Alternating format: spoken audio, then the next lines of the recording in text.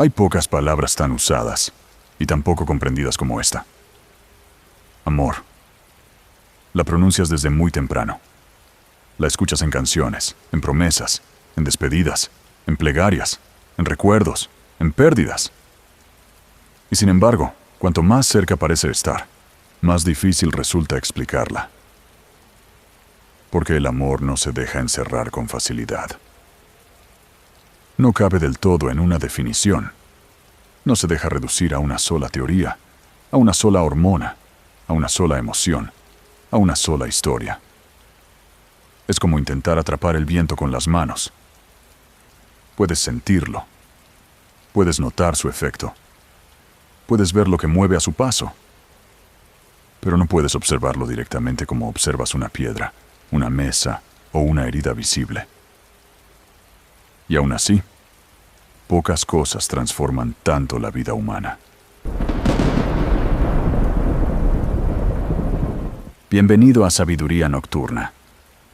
Si te gusta este tipo de viajes donde la ciencia, la emoción y los grandes misterios humanos se encuentran en calma, puedes suscribirte y quedarte por aquí.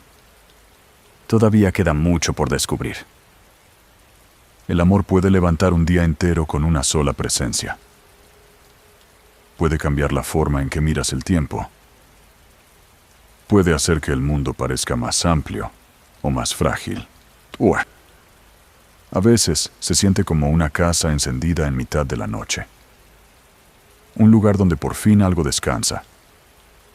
Y otras veces se parece más a una marea poderosa, hermosa y peligrosa, capaz de arrastrar certezas que parecían firmes. Tal vez por eso cada disciplina ha intentado traducirlo a su manera. La biología lo mira como un mecanismo de supervivencia. La psicología lo observa como apego, vínculo, herida, deseo, proyección, construcción. La espiritualidad, en cambio, muchas veces lo nombra como una fuerza más vasta, una energía de unión que atraviesa la vida entera. Y lo curioso es que todas, de algún modo, tocan una parte de la verdad. Porque el amor parece ocurrir en muchos niveles al mismo tiempo. En el cerebro, en el cuerpo, en la historia evolutiva, en la memoria emocional, en la necesidad humana de pertenecer y de no vivir completamente solo. Quizá por eso el amor nunca es simple. Incluso cuando se siente claro, por dentro están ocurriendo muchas capas a la vez. Una reacción química, una lectura emocional, una historia personal, una necesidad antigua y tal vez algo más difícil de medir, pero igual de real para quien lo vive. Es como mirar un cielo nocturno. A simple vista ves solo algunos puntos de luz.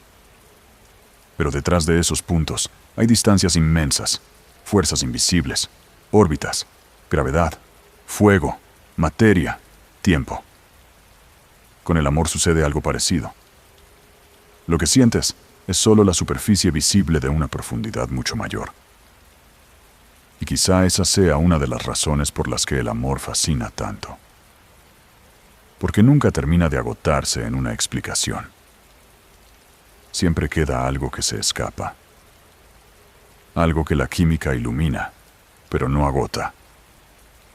Algo que la evolución explica, pero no contiene por completo. Esta noche vamos a entrar justo ahí. En ese territorio donde el amor deja de ser una palabra repetida y empieza a mostrarse como un fenómeno complejo, íntimo y casi imposible de separar en piezas simples. Vamos a mirar lo que ocurre en el cerebro cuando amas.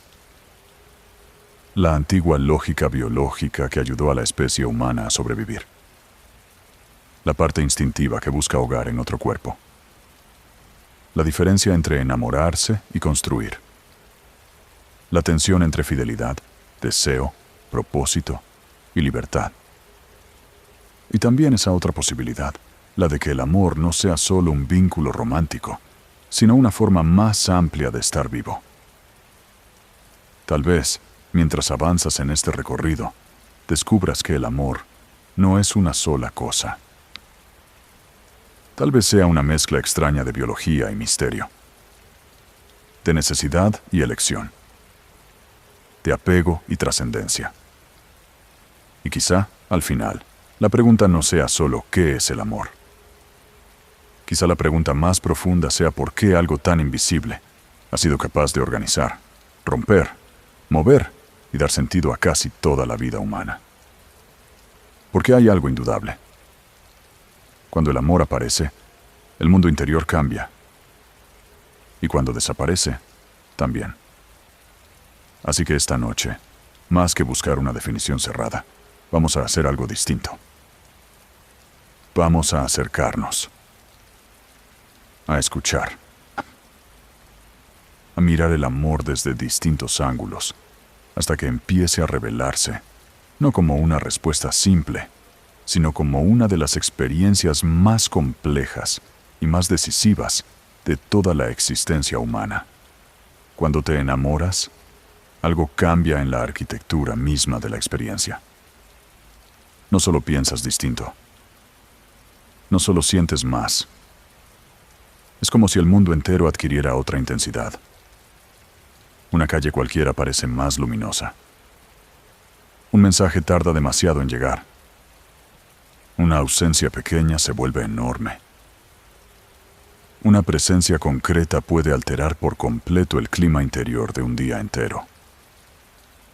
Y aunque todo eso parezca poesía, también es biología.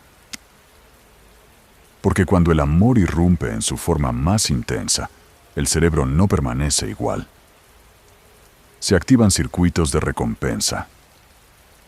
Circuitos antiguos, poderosos, profundamente relacionados con el deseo, la motivación y la búsqueda. Por eso enamorarse se parece, en algunos aspectos, a entrar en un estado de fascinación. La mente vuelve una y otra vez al mismo rostro, a la misma voz, al mismo recuerdo, como si una parte del cerebro hubiera decidido que, entre todo lo que existe, hay ahora una presencia que merece atención especial. Ahí aparece una molécula muy nombrada: dopamina. Pero más que una palabra técnica, conviene imaginarla como una chispa de orientación. No es exactamente placer puro. Es impulso. Es interés. Es esa energía que te inclina hacia algo y te dice, en silencio, que vayas, que busques, que repitas, que vuelvas. La dopamina convierte a la persona amada en una especie de norte interno. No porque el mundo desaparezca por completo, sino porque, por un tiempo, una figura parece brillar más que las demás. Es como si en un cielo lleno de estrellas, una sola comenzara a latir con más fuerza. Y, sin darte cuenta, tus ojos regresarán siempre a ese punto. Por eso el enamoramiento puede rozar la obsesión. No necesariamente en un sentido destructivo, pero sí absorbente. La mente calcula, anticipa, recuerda. Imagina encuentros futuros con una intensidad que a veces parece excesiva, incluso para quien la vive. Y no es extraño que la ciencia haya encontrado similitudes entre este estado y ciertos mecanismos de la adicción. No porque amar sea una enfermedad, sino porque ambos activan circuitos de recompensa que vuelven una experiencia especialmente saliente, especialmente difícil de ignorar. El amor, en ese nivel, no es calma. Es empuje. Es hambre de cercanía.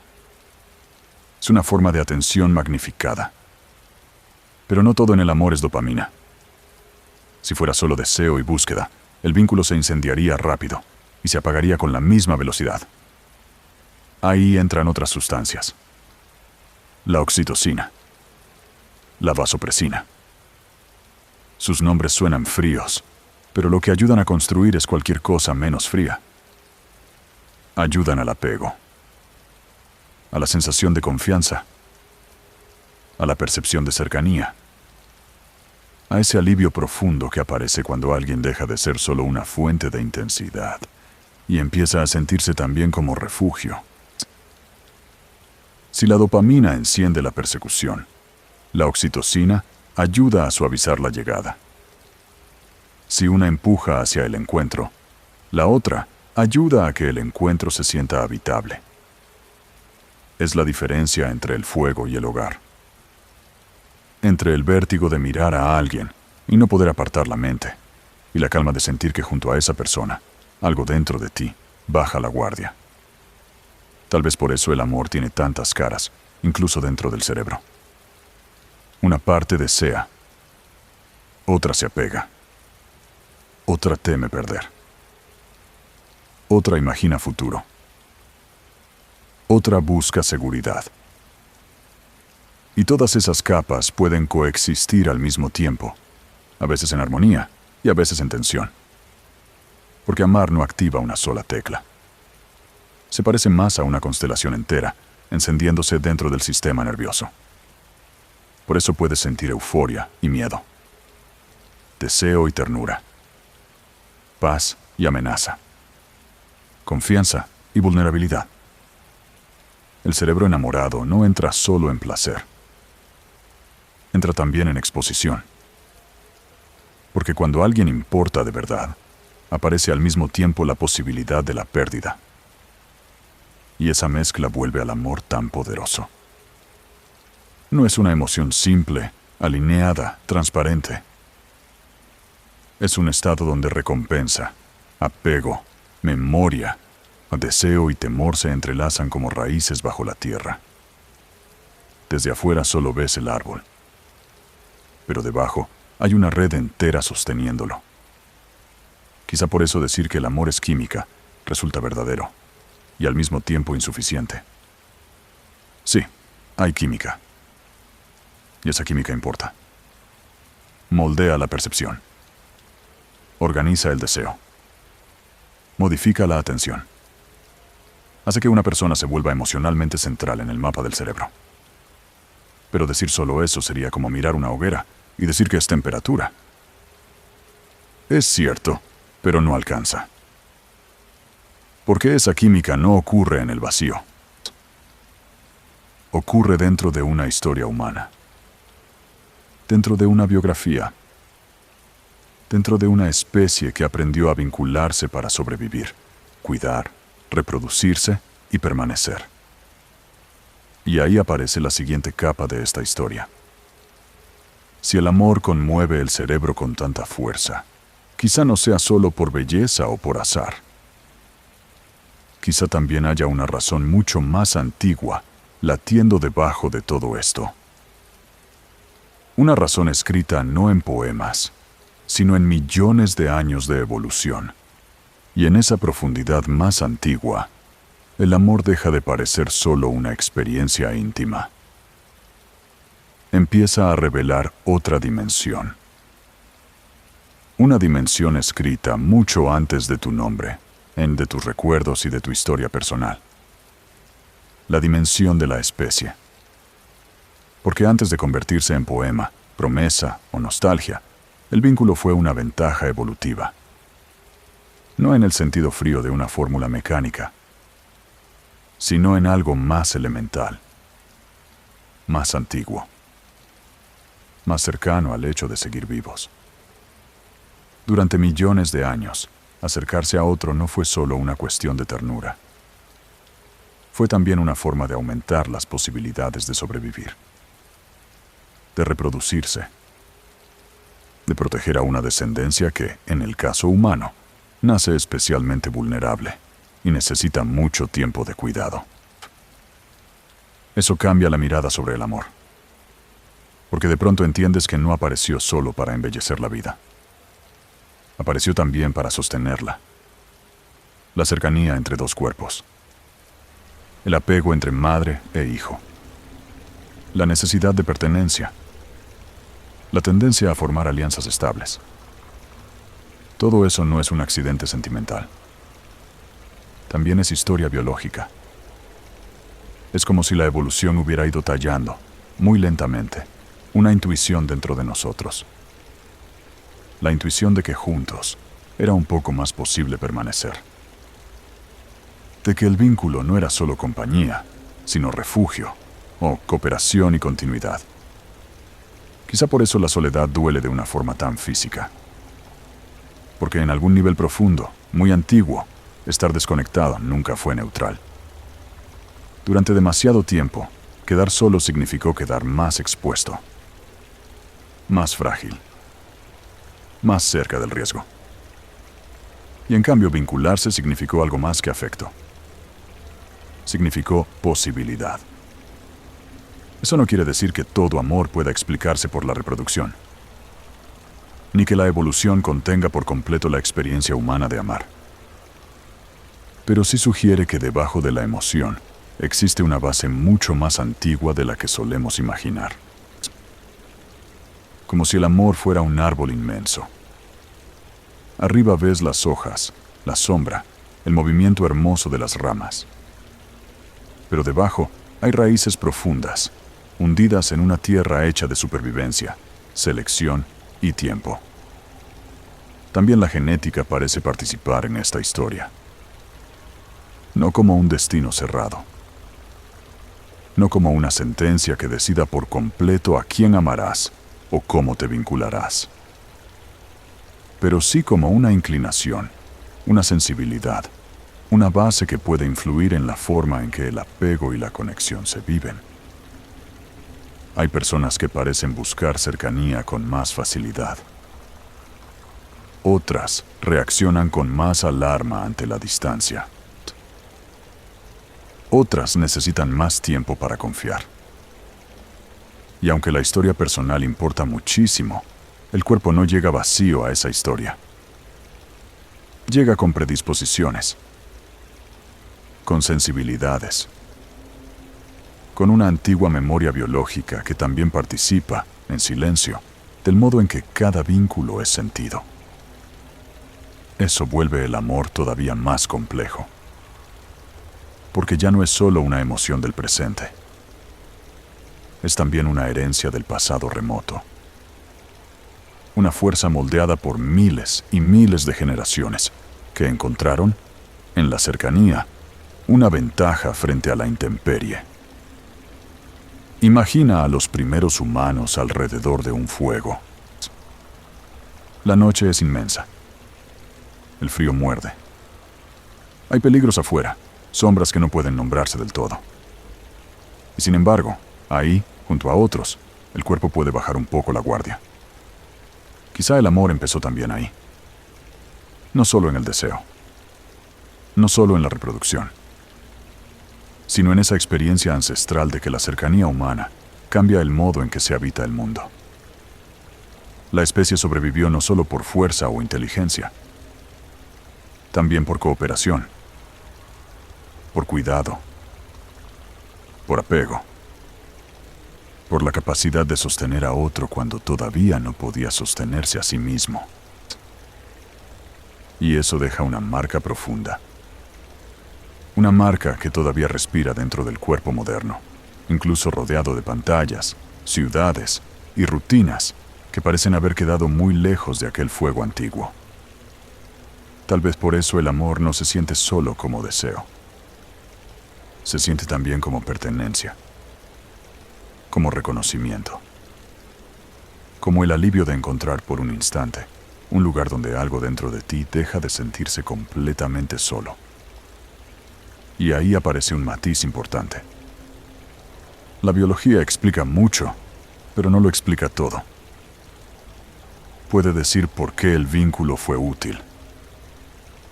Puede decir por qué ciertas hormonas y ciertos genes participan. Puede decir por qué la cercanía tiene valor adaptativo.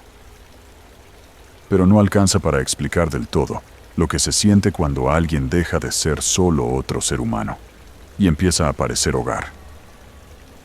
Porque ahí entra otra capa. Una capa más instintiva todavía. Una capa donde el amor no se piensa tanto. Se busca. se necesita. Se intuye con una parte del cerebro mucho más antigua que las palabras.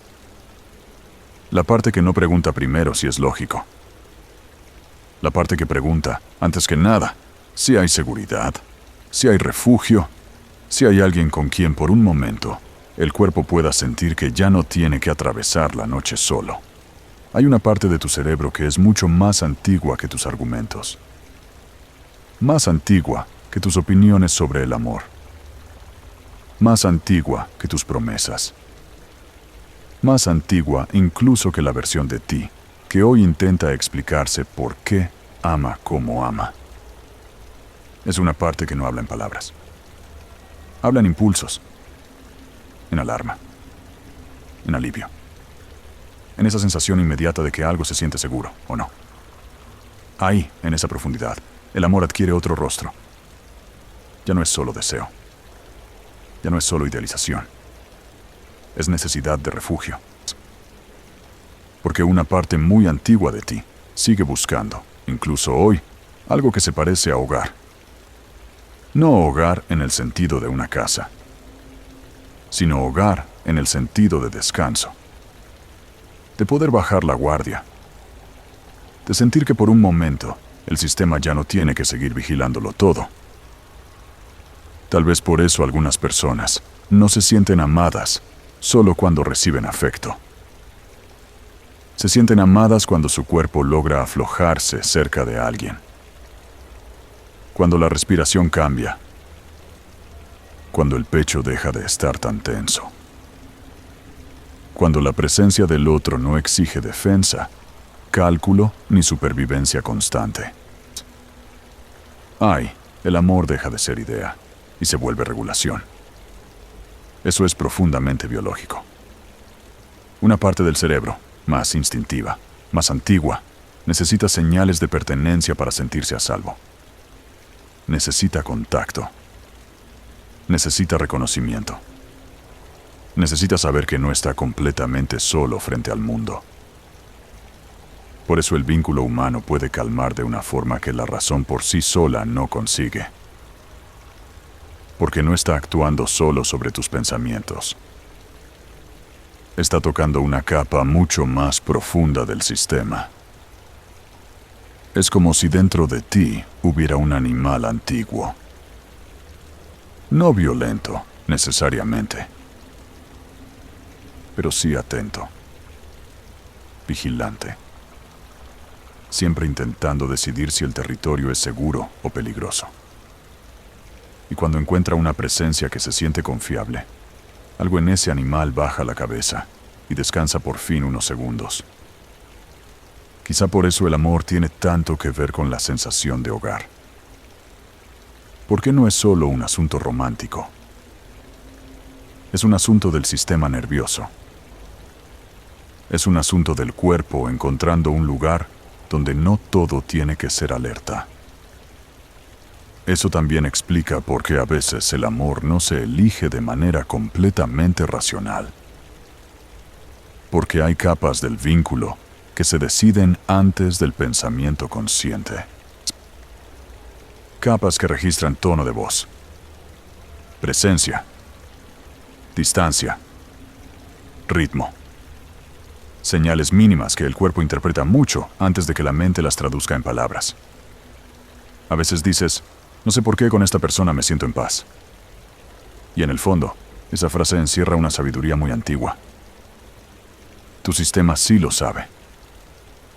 Lo sabe en el estómago, en la respiración, en la forma en que el cuerpo se acomoda cuando no percibe amenaza. También ocurre lo contrario.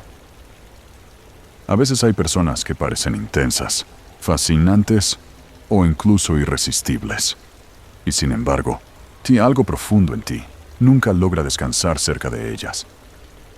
La mente puede justificar, puede idealizar, puede insistir, pero el cuerpo sigue diciendo otra cosa. Por eso el amor primitivo no siempre coincide con el amor consciente. Una capa busca seguridad. Otra busca intensidad. Otra busca reparación de heridas antiguas. Y otra más adulta, intenta construir una vida compartida con lucidez. Todas esas capas pueden convivir, y a veces también pueden entrar en conflicto. Ahí nace parte de la complejidad amorosa. Porque no amas solo con la razón, ni solo con la química, ni solo con la herida. Amas también con esa parte primitiva que anhela compañía, refugio y pertenencia. Y eso vuelve al amor profundamente humano. Porque en el fondo, mucho antes de las teorías, el vínculo respondió a una necesidad sencilla y enorme al mismo tiempo. La necesidad de no atravesar la existencia completamente solo. Quizá por eso amar y ser amado se siente, a veces, como volver a un lugar que nunca terminaste de recordar del todo. Un lugar donde el cuerpo no tiene que explicar tanto. Un lugar donde algo, por fin, se reconoce. Pero el amor humano no se queda para siempre en esa capa primitiva. Porque lo que empieza como impulso, refugio y fascinación, tarde o temprano se encuentra con el tiempo. Y cuando aparece el tiempo, aparece también otra pregunta. ¿Qué pasa cuando el amor deja de ser solo intensidad y tiene que convertirse en realidad? Y ahí empieza otra historia. Porque una cosa es sentir el incendio del inicio, y otra muy distinta es aprender a vivir con alguien cuando el fuego deja de ser novedad y empieza a convertirse en paisaje. Ese es uno de los grandes momentos de verdad del amor. Cuando deja de sostenerse solo en la intensidad y tiene que empezar a sostenerse también en la realidad. La realidad de los días repetidos, de los silencios, de las diferencias, de las heridas que cada uno trae sin haberlas resuelto del todo, de la costumbre que a veces calma y otras veces adormece. Porque el enamoramiento inicial tiene algo de hechizo. Todo parece más vivo, más luminoso, más intenso. Incluso las imperfecciones pueden verse bañadas por una luz amable, como si una neblina dorada cubriera la escena. Pero la neblina no dura para siempre. Y cuando empieza a levantarse, aparece la forma real de la otra persona. No la imaginada, no la idealizada, la real. Ahí el amor cambia de idioma. Ya no habla solo con deseo. Empieza a hablar con decisiones, con límites, con presencia, con la capacidad de quedarse cuando ya no todo es fascinación. Tal vez por eso tantas personas confunden el final del enamoramiento con el final del amor. Porque el primer amor que aparece es un amor que arde. Pero el amor que dura tiene que aprender también a alumbrar sin incendiarlo todo. Es como pasar de una tormenta eléctrica a una casa con fuego encendido. La tormenta deslumbra, hace temblar el aire, vuelve el cielo inolvidable. Pero no puedes vivir dentro de un relámpago. La casa, en cambio, no tiene ese brillo feroz. Tiene otra cosa. Calor. Continuidad. Un fuego que no busca impresionar, sino sostener. Eso exige algo que el enamoramiento no necesita tanto. Conciencia. Porque amar en la realidad significa ver al otro con más claridad y aún así, elegir cómo vincularte. No desde la fantasía de que nunca fallará. No desde la expectativa de que cubrirá todas tus ausencias. No desde la ilusión de que el amor, por sí solo, resolverá lo que la madurez no ha trabajado. Significa aceptar que la pareja no vive fuera del tiempo. Vive dentro del cansancio, del trabajo, de las heridas viejas, del carácter, de las diferencias de ritmo, de la convivencia con lo cotidiano. Y sin embargo, ahí también puede haber amor. Uno menos espectacular, quizá, pero más verdadero. Porque cuando el amor se encuentra con la realidad, descubre si era solo intensidad o si también tenía raíz. Hay vínculos que no sobreviven a ese encuentro. Y no siempre porque no haya habido sentimiento. A veces porque el sentimiento no alcanzó para construir un lenguaje común, una visión compartida, una manera de sostenerse sin destruirse. Eso es importante. Muy importante. Porque amar a alguien no garantiza saber convivir con esa persona. No garantiza saber cuidar. No garantiza saber escuchar. No garantiza tener la fuerza de revisar la propia herida cuando ésta entra en la relación como una sombra antigua. Por eso el amor de pareja no puede sostenerse solo con química. Necesita intención. Necesita trabajo interior. Necesita una forma de conciencia que el deseo, por sí mismo, no sabe producir. A veces amar es quedarse. Y a veces amar es ajustar. Aprender a hablar distinto. A pelear sin humillar. A escuchar sin defenderse tan rápido. A reconocer que el otro no vino a cumplir una fantasía, sino a compartir una vida imperfecta contigo. Eso vuelve al amor más humano. Más sobrio. Más real. Y quizá también más hermoso. Porque cuando alguien te ama no solo en la cima de lo que sueñas ser, sino también en la realidad de tus límites, el vínculo cambia de profundidad. Pero aquí aparece otra pregunta difícil. Una que muchas personas evitan durante años. ¿Qué pasa cuando el amor pide tanta entrega que una parte de ti empieza a desaparecer? ¿Qué pasa cuando amar parece significar perderte en el otro, en lugar de crecer con él? Porque no todo vínculo que une, construye. Y no todo amor que enciende, orienta. A veces la gran diferencia no está solo en cuanto amas, sino en si ese amor te deja seguir habitando tu propio camino.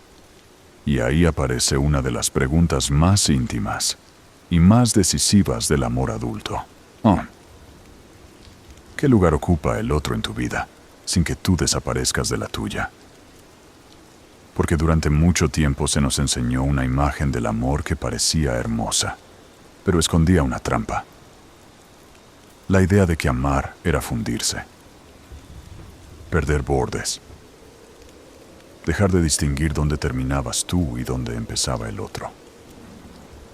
Y aunque esa fantasía puede parecer intensa, también puede volverse peligrosa. Porque el amor que te pide dejar de ser tú para sostenerse, tarde o temprano empieza a vaciar algo esencial. No siempre lo hace de golpe. A veces ocurre despacio, como una marea que no derriba la casa de una vez, pero va entrando por debajo de la puerta, humedeciendo el suelo, borrando poco a poco la forma de las cosas. Primero cedes un espacio pequeño. Luego postergas algo que era importante para ti. Después, empiezas a vivir más pendiente de sostener el vínculo que de escuchar lo que tu propia vida te estaba pidiendo. Y sin darte cuenta, el amor deja de acompañar tu camino. Empieza a ocuparlo todo. Ese es un punto delicado. Porque amar no debería significar vaciarte. No debería exigirte dejar atrás lo que eres, lo que construyes, lo que sueñas, o lo que te llama desde adentro con una voz propia. El amor sano no necesita que te apagues para poder brillar. No necesita que reduzcas tu mundo hasta que solo quede espacio para el vínculo. No necesita convertirte en satélite de otra vida. Al contrario, cuando el amor madura de verdad, no te arranca de tu centro. Te acompaña desde ahí. Es como caminar junto a alguien en la noche. No se trata de que uno cargue al otro hasta volverlo incapaz de sostener su propio peso. Se trata de avanzar lado a lado, compartiendo la oscuridad, el frío, el camino, sin dejar de tener pies propios. No. Quizá por eso uno de los signos más profundos del amor no sea solo la intensidad, sino la expansión. El amor que vale la pena no te encierra en una jaula dulce. Te ensancha. Te ordena. Te hace más capaz de habitar tu vida con presencia, no menos. Eso no significa que no haya renuncias. Claro que las hay. Todo vínculo verdadero exige ajustes, tiempo, energía, negociación, cuidado. Pero una cosa es ajustar, y otra muy distinta es desaparecer. Una cosa es compartir tu vida, y otra dejar de construir la tuya. Por eso esta pregunta es tan importante. No solo amas a quien amas. También importa qué versión de ti emerge dentro de ese amor.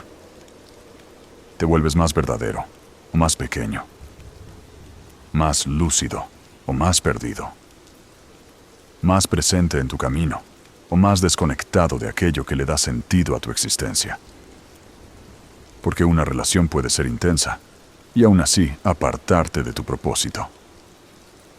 Puede darte emoción, pero quitarte dirección. Puede llenar el tiempo y vaciar el centro. Y a veces el alma nota eso mucho antes que la mente.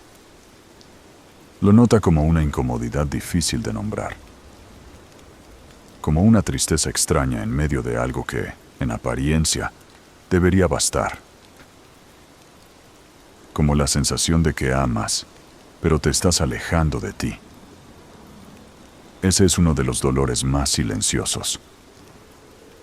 Porque no siempre ocurre en relaciones crueles o evidentemente dañinas. A veces ocurre incluso en vínculos donde hay afecto, pero no hay espacio real para que tu vida interior siga creciendo. Y entonces surge una verdad incómoda. Amar no basta. No basta si el vínculo te aleja de aquello que tu vida necesita desplegar. No basta si te obliga a elegir, una y otra vez, entre la relación y tu propia integridad. Porque el amor sano no compite con tu propósito. Dialoga con él. Lo desafía a veces. Lo acomoda a otras. Pero no lo aplasta. Es como un río que no intenta borrar la forma de la tierra, sino encontrar junto a ella un cauce posible. Se adapta. Se encuentra. Fluye en relación. Pero no exige que una de las dos fuerzas deje de existir. Tal vez por eso amar de verdad también requiere identidad. No una identidad rígida, cerrada, incapaz de ceder, sino una identidad viva, clara, lo bastante presente como para saber quién eres, incluso cuando eliges compartirte. Porque solo quien no ha desaparecido dentro de sí puede compartir sin perderse por completo. Y eso vuelve el amor más difícil, pero también más noble. Ya no se trata solo de sentir mucho. Se trata de construir un vínculo donde dos vidas puedan encontrarse sin devorarse. Donde el amor no sea una fuga de uno mismo, sino una forma más profunda de habitarse y de compartir esa vida con otro. Pero incluso cuando amor y propósito parecen alinearse, el ser humano sigue llevando dentro una tensión antigua. La tensión entre el vínculo profundo y el deseo de novedad. Entre quedarse y desviarse. Entre construir algo duradero y seguir sintiendo la llamada de lo que todavía no conoce. Y ahí aparece otra de las preguntas más incómodas y más honestas sobre el amor humano. Si estamos hechos para un solo amor, o si la fidelidad, más que una condición automática, es una elección que debe construirse una y otra vez. Y aquí el amor entra en una zona donde ya no bastan las frases lindas. Porque una cosa es hablar del amor como ideal, y otra muy distinta es mirar de frente la complejidad real de la naturaleza humana. La pregunta aparece tarde o temprano, a veces en voz alta, a veces en silencio, a veces como una duda que cruza la mente en mitad de una relación aparentemente estable. ¿Estamos hechos para amar a una sola persona toda la vida? ¿O también llevamos dentro el impulso de buscar lo nuevo? La respuesta, como casi todo en el amor, no es simple. Biológicamente, el ser humano no parece estar diseñado de una sola manera absoluta. No somos del todo monógamos, pero tampoco completamente polígamos. Llevamos dentro ambas posibilidades como una tensión antigua que nunca terminó de resolverse del todo. Por un lado, tenemos capacidad de crear vínculos profundos, de apegarnos, de construir lealtad, de sentir que una persona se vuelve central en nuestra vida durante años. Por otro, también tenemos la capacidad de sentir curiosidad, deseo de novedad, atracción por lo desconocido, impulso hacia lo que todavía no ha sido incorporado a la rutina. Es como si dentro del ser humano convivieran dos corrientes. Una quiere raíces, la otra quiere horizonte. Una busca hogar, la otra se inquieta ante lo que todavía no ha explorado. Y ninguna de las dos corrientes es, por sí sola, un defecto. El problema aparece en cómo se integran, o en cómo se niegan, o en cómo una persona intenta vivir una mientras finge que la otra no existe. Tal vez por eso la fidelidad no puede entenderse solo como una consecuencia automática del amor. No basta con sentir mucho. No basta con haber prometido. No basta con haber encontrado a alguien valioso. La fidelidad es otra cosa. Es una forma de conciencia sostenida. Una elección renovada. Un modo de habitar el deseo sin convertir cada impulso en destino. Porque sentir atracción no es lo mismo que romper un vínculo. Sentir novedad no es lo mismo que dejar de amar. Tener fantasía no es lo mismo que traicionar. Ahí hay una distinción importante. Muy importante.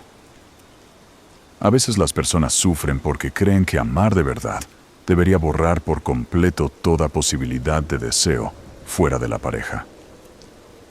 Y cuando descubren que no siempre ocurre así, sienten culpa, confusión o decepción. Pero la madurez amorosa quizá empieza cuando comprendes que el amor duradero no consiste en no sentir nada por nadie más. Consiste en cómo eliges vivir con lo que sientes. ¿Qué lugar le das? ¿Qué valor priorizas? ¿Qué clase de vida estás construyendo con tus actos, no solo con tus impulsos? Es como navegar en mar abierto. No puedes controlar cada corriente. No puedes ordenar al viento que nunca cambie. Pero sí puedes decidir hacia dónde orientar la embarcación. La fidelidad se parece mucho a eso. No es ausencia de oleaje. Es dirección. Y eso la vuelve menos romántica, pero más real. Porque la saca del terreno de las fantasías puras y la coloca en el terreno de la conciencia, de los acuerdos, de los valores y de la responsabilidad compartida. Por eso el amor para toda la vida es posible, pero no automático. No ocurre solo porque el tiempo pase. No está garantizado por el enamoramiento inicial. No se conserva intacto por simple inercia. Se construye. Se protege. Se cuida. Y a veces también se repara. Como un jardín que no puede vivir solo de la lluvia de los primeros días. Necesita atención. Necesita poda. Necesita tiempo. Necesita saber qué hacer cuando aparecen malezas, estaciones secas o cansancio en la tierra. Tal vez ahí está una de las verdades más sobrias del amor duradero. no es simplemente permanecer. Es seguir eligiendo permanecer con verdad, sin convertir la costumbre en cárcel, sin convertir la lealtad en resignación vacía, sin olvidar que el vínculo necesita seguir estando vivo, no solo seguir existiendo. Porque también hay relaciones largas que ya no son amorosas, aunque sigan en pie. Y ahí la pregunta no es cuánto han durado. La pregunta es, ¿qué calidad de presencia sigue habitando ese tiempo compartido? El amor para toda la vida no es una medalla. Es un proceso. A veces hermoso. A veces exigente. A veces lleno de momentos donde hay que volver a decidir desde quién se ama y para qué se sigue allí. Y quizá por eso la gran cuestión no sea elegir entre romanticismo ingenuo o cinismo total. No se trata de decir que todo amor está condenado a romperse, ni de fingir que la fidelidad surge sola si el sentimiento es verdadero.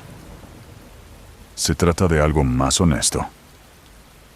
Reconocer que amar profundamente y seguir eligiendo a una persona durante años puede ser una de las formas más conscientes de libertad.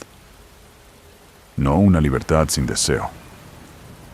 No una libertad sin tensión.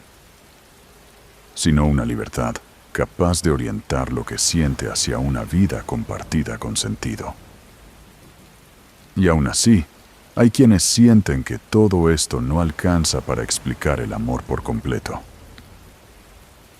Porque incluso cuando la ciencia habla de química, de evolución, de apego y de elección, todavía queda algo que parece desbordar esas palabras. Algo que muchas tradiciones han descrito de otra forma. No como vínculo de pareja solamente, sino como una fuerza más amplia,